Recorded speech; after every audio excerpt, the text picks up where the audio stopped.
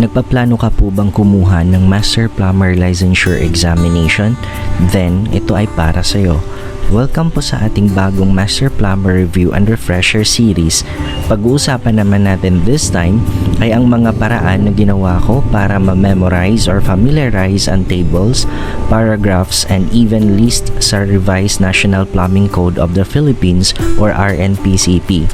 Bago mo po ito panoorin, make sure ay nabasa mo na ang RNPCP at least 3 times, cover to cover. Without further ado, let's start. Sa part 4, pag-uusapan naman natin ngayon ang Table 4-1 or ang Minimum Plumbing Facilities ng RNPCP.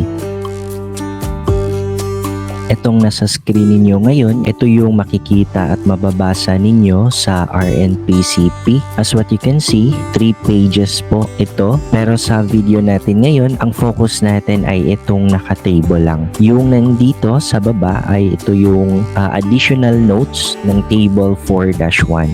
Bale, i-separate video na lang natin to. Okay?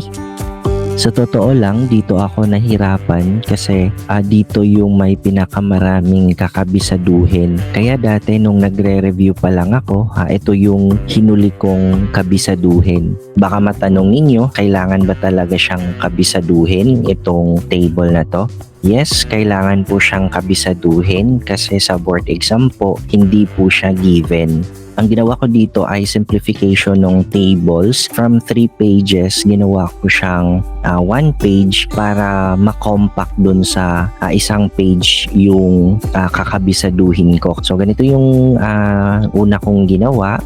Pinagsama-sama ko itong yung assembly places, office or public buildings, dormitories, schools and hospital. Itong institutional other than hospitals or penal institution, tapos yung penal institution. So, itong mga to ay for employee or staff use, kaya pinag-isa ko sila. Naka-highlight lang dito yung part na naiiba. Tapos, ginawa ko ay nilagyan ko ng palatandaan na ito ay for employee or staff use, kaya letter E. Ito, sa makikita ninyo, ito na yung simplified table na ginawa ko from 1 to 7.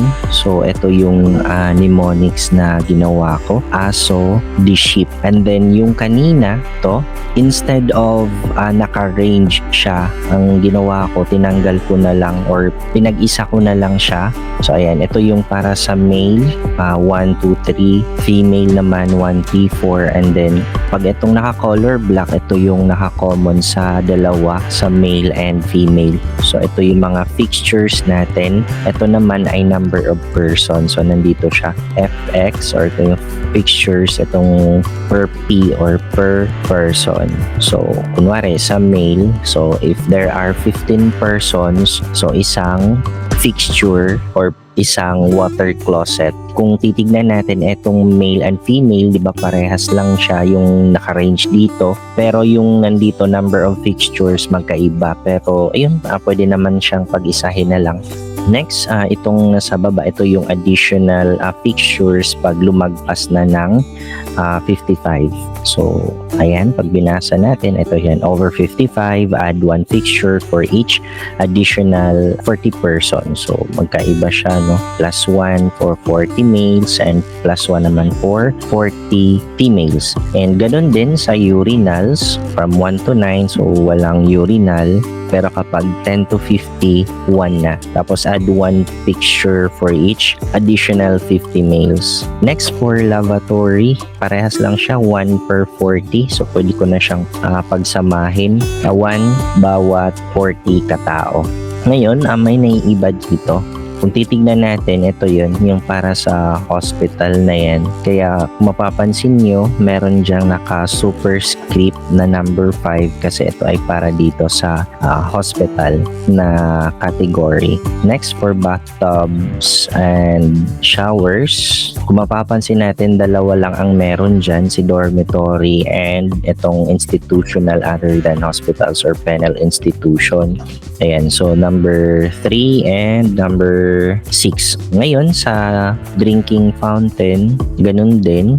Ito lang yung dalawa sa dulo. So 6 6 and 7. For letter O, so letter O stands for office or public building use. Ang meron lang tayo dito ay for assembly places, pero nakalagay dito for public use, at saka yung office or public buildings. Naging ano natin dito, mnemonics natin ay aso. Ayan, so kung mapapansin natin dito, yung male dito sa taas at baba, parehas lang. Pero yung sa female ay magkaiba, pati yung mga naka-range. Pero pwede natin itong pagsasama-samahin kasi kung titignan natin, itong meron ditong 201 and 400. Tapos dito din, meron 201 to 400. Pinag-combine ko yung mayroong 200 muna. So, ang meron dyan ay yung sa 8. So, pwedeng dito ko siya nilagay kasi may 200 din dito sa number 2. So, i-align ko tong 2, 8 at saka yung isa dito, yung sa 1. Ayan, kaya siya naging ganito, 281 na 200. So, ibig sabihin lang dito sa 1 na to, dahil wala siyang nauna dito, meaning nagsimula itong 200 sa 1. Okay? Kaya kung mapapansin natin dito, ito siya, yung sa pangalawa or yung sa baba, 1 to 200. Tapos yung nandito sa baba, yung paglumagpas na nga, magkaiba din. Ito ay 400, ito ay 55. Kaya ang ginawa ko, ayan, separate siya. So ito yung para sa number 1, ito yung para sa number 2. Tapos ito din for number 1 at ito naman ay para sa number 2. Tapos ito yung mga naka-range or itong number of persons nila na common. Pero kung titignan nga natin, itong 50 wala siya sa male pero meron siya dito sa female na under assembly places pero wala siya dito sa office or public buildings. And hopefully nag-gets niyo yun. Okay, next. Okay na tayo dito. For male, ayan, madali lang to. Actually, nung kinabisado ko to, ito ay yung number of fixtures niya, parehas lang siya dito. Nadagdagan lang siya ng 4. So, 1, 2, 3, 4. Tapos yung simula niya ay 100, 200, 400. Pero yung dulo ay nabago. Okay? Tapos, ito yung nakita ko na magkaiba pala sila dito. So, ito ay 500, ito ay 300. So, I'm not sure kung typographical error lang to. So, as what you can see, ayan, magkaiba siya. Meron ditong superscript base kung anong category siya. Dito naman for lavatory, ayan, so common sa dalawa or parehas sila. Walang naka-superscript dyan. Nung kinabisado ko to, ayan, 1, 2, 3 din, which is yung start dito sa male. Tapos 200, 400, 750, ito siya, oh, ayan, medyo pareha siya dito. So yun din pala yung isa sa mga ginawa ko dito, yung pattern method. Plus dito din, ayan, kung titignan natin, puro siya 500 dito, ayan. Tapos ito naman ay 300, 300, 500, tapos ito 500, ayan, tapos 55. Kumbaga, ang ginawa ko na lang, tinanggal ko na yung 2 0 tapos 5, parang ganun. So, bahala na kayo kung ano yung gagawin ninyong pag memorize dito. Tapos wala itong bathtub or showers. Ang meron lang ay drinking fountain. So ito yung mnemonics natin dyan, aso. Ang next naman natin ay yung para sa school. Ang ginawa kong mnemonics dito ay NESC for nursery, elementary, secondary, and colleges. Ito lang, meron lang tayong konting ginawang alignment kasi hindi raw to na ayos or kumbaga parang nagkaroon lang ng movement siguro nung tinype to. Nilagyan ko ng mga dito, mga linya kung saan siya belong. Itong part pala na to ay for nursery. Tapos yung sa elementary, ito yung nandito sa baba hanggang dito. Tapos sa secondary, ito naman siya. Tapos ito, sa college, ito yung nasa panghuli. So, ang ginawa ko, ayan, inayos ko siya dito. Tapos sa nursery, common lang naman tong male and female. Kaya, ayan, pinag-combine ko na lang. Okay, ang wala siya is yung sa urinals. Tapos, ayan, yung paglumagpas ng 50, ayan, parehas lang din. So, kapag i-memorize mo to, medyo magkaparehas lang to except dun sa number 1 kasi pagdating sa sa lavatory nadagdagan lang siya ng 5. Pagdating sa elementary, ayan, ganito yung ginawa kong arrangement. So male female, ayan, tapos common nila is 1 lang. Tapos ito din. Ang ginawa ko naman dito, pinag-combine ko si secondary and colleges kasi parehas lang sila. Kay 40-30, 40-30 din dito. Tapos 35, tapos 1 per 75. Lumabas to sa board exam nga namin. If I'm not mistaken, ang tinatanong ata is the secondary. Ito, male, female, 1 per 40 at saka 1 per 30. So ano daw yung number of lavatory na fixture under secondary? Ayan, so ang sagot male ay 1 per 40 and female 1 per 30. Kaso, buti na lang wala siya sa choices. Kasi ang sabi din, ganito daw yung inisip ng examiner. Kumbaga, sa secondary, kung titignan natin or gagawan natin ng linya, ayan, ang tumama sa kanya ay under dito which is 35-35. Yung male and female. So, di ba dapat ang sagot ay 40-30? So, ang sabi sa amin dati, baka naman ang inisip ng examiner is ganitong setup. Kumbaga, ayan, straight line. So, ang tumama is itong portion na to. So, syempre, yun na yung sinagot ko kasi ang alam ko, yung sa taas ng 40-30 ay 35-35. So, may dalawa tayong version. Ito daw yung tama, pero yun nga, try mo munang tignan sa choices. Okay? So, kung, for example, lang parehas na nasa choices, yun lang. So siguro kung ako naman, kung palagi naman na ganun yung parang iniisip ng examiner, so siguro itong sa second na second version yung isasagot ko. Ang magiging mnemonics natin dito ay EOS or para siyang brand ng cellphone, di ba? Next ay for others. So ito yung parang portion doon sa table na walang ibang kaparehas. Kaya pinag-isa ko na lang sila sa others. Ito, unahin natin tong ginawa kong mnemonics which is si HDR. So H stands for hospital, and then D for dwellings, and then R for restaurants, pubs, and lounges, no? So, ganito naman yung, wala namang pinagbago. So, inayos ko lang naman or nilagyan ko lang siya ng mnemonics, no? So, ito yung pinakamadali na kabisaduhin itong sa hospital na to at saka itong dwelling. Ayan. So, ganito lang siya. Okay. So, that is per person. Ito namang nasa ward. Ito yung sa individual room. Itong sa taas ay waiting room. Okay. Tapos, sa ward room, naka per patients naman, hindi siya per person. Tapos, itong sa individual room, itong sa taas ay person pala to. Sorry, ito ay person.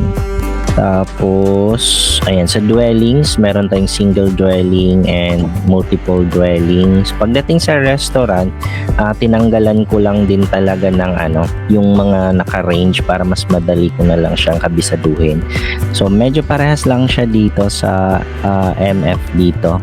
Okay, pero magkaiba naman yung nila dito, yung number of person. Kasi yung ito yung kaparehas doon sa taas, yung sa female, kaso yung male nag-iba na. And the rest, okay naman. So again, kakabisaduhin lang din talaga yung mga numbers na to. Okay, next, ito, pinagsama ko tong dormitories, school or labor, at saka yung penal institution for prison use. Ayan, kasi yung magiging natin dito, mnemonics natin ay DP.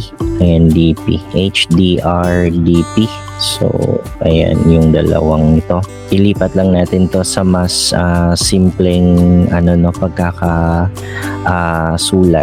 For penal institution, medyo madaling lang tong i-memorize. Yung sa cell, ginawa ko lang na C, tas exercise room ay EXR. Tapos yung dito for black floor, kasi may note pa siya dito eh. Pinagsama ko naman yung worship places, institution other than hospitals, ayan, and penal institutions. And then itong industrial warehouses. Okay, so WWII, or yung nasa ano ko dyan, isip ko ay World War II. Okay, so for others, you have HDR, DP at saka WWII.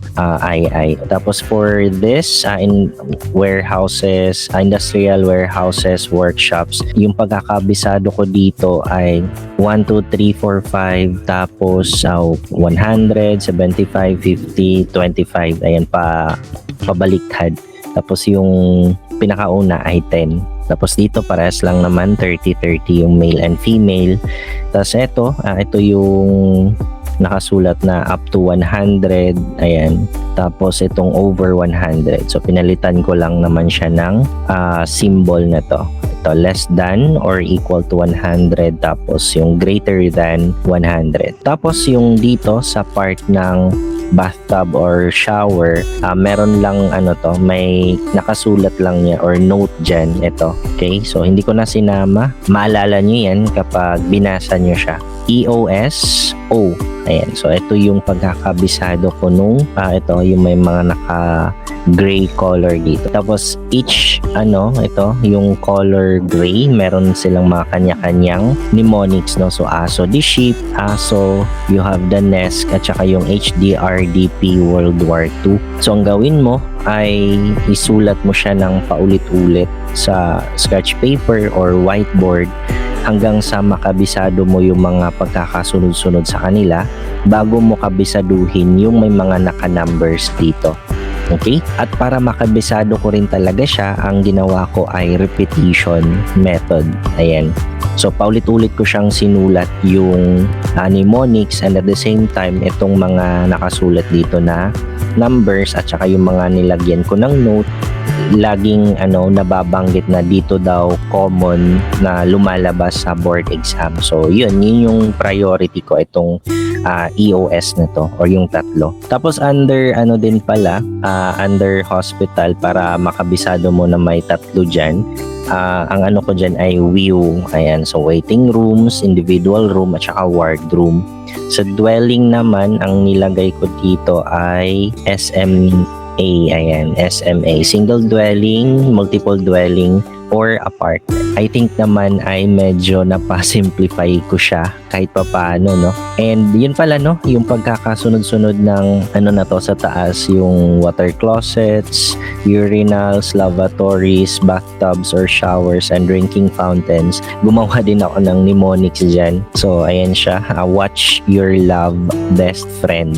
Ayan, mahilig din akong gumawa talaga ng mga ganito, mnemonics, sa sobrang dami ba naman ng kakabisaduhin. And additional na tulong din para sa mga magti-take pa ng Master Plumbing or Master Plumber Board Exam. I-comment nyo lang yung email ninyo. So, bibigyan ko kayo ng copy neto. I-comment nyo lang sa baba, and hopefully makatulong ito sa pagre-review ninyo. And that's all for this part. If you find this video interesting and informative, please don't forget to like, share, and subscribe, and hit that notification bell for more tutorial videos like this. Thank you and good luck, future Master Plumbers.